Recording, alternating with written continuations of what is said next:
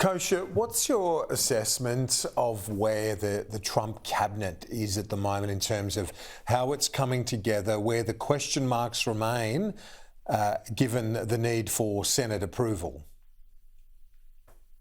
Yeah, so he has finished making all of his picks, President Trump, and that is record speed, where he had privately funded his transition team apparently 6 months before the election to make sure that he is ready to hit the ground running. Now it's just awaiting the Senate confirmation process. There have been a couple of withdrawals. The DEA candidate actually just withdrew today on his own accord because of some positions he took during the COVID lockdowns. And of course, Matt Gaetz withdrew for Attorney General, and Pam Bondi came in. Of the ones remaining, they're the controversial four: Pete Hegseth, Tulsi Gabbard, RFK Jr., and Kash Patel for FBI, who just came out a couple of days ago as the pick. Those four are the ones where maybe there's a little bit more hoops for them to jump through because some of them are mired with personal issues or they break the mold. They've got enemies even within their own party. But if those four go through, coupled with the others, this is shaping up to be a very different cabinet. Lots of reformers, young people, lots of them in their 40s and 50s. They're here to kind of take down some of these institutions rather than protect them. And they're also all made for television. They all have sort of a TV media background, which is something that Trump prizes a lot because they're great communicators. So it'll be an interesting ride for sure. Yes, well, it's been an interesting ride already, but one of the key differences, well, there's a couple. One is that speed with which the appointments have been made, as you alluded to, and the other, again, as you've touched on, is that there are no, well, maybe Rubio you could say is an establishment figure, but other than that, there aren't any.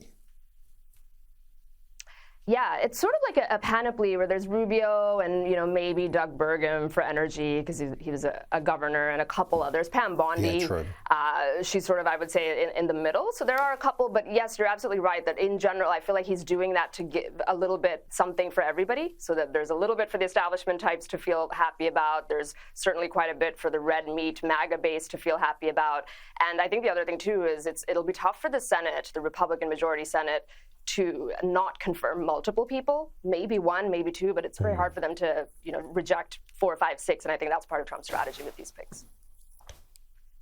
And finally, the message to the terrorist group Hamas that those hostages better be released by January 20, or there will be hell to pay. What do you make of that warning from Donald Trump?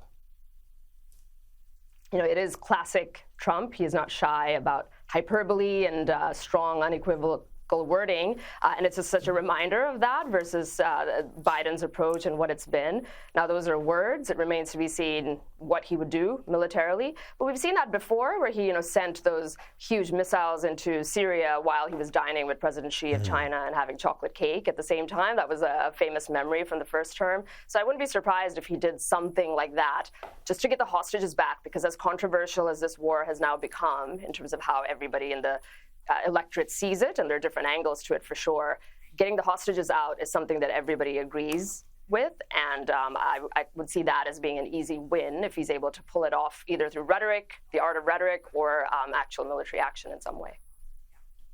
Yes, indeed. Kosha, great to get your insights as always. Thanks. Pleasure.